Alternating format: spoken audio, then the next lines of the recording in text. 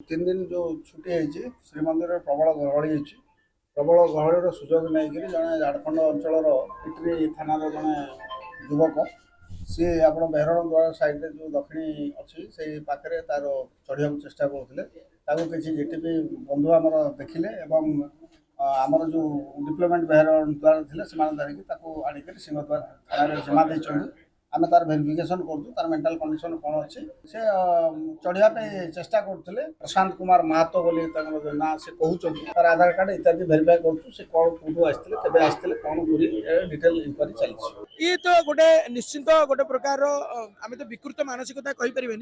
ये भावर कथा किंतु भावटा जे बेले बेले विकृत आड़के पलाए मनुष्यर जीवन चली जाइला केतले चलीज ठीक नहीं जमती आज गोटे लोक चढ़ला माने सांगे सांगे रेस्क्यू करागला थाना अटक रखा जाइए तो सी भाव बेल चढ़ी जाइए कौन से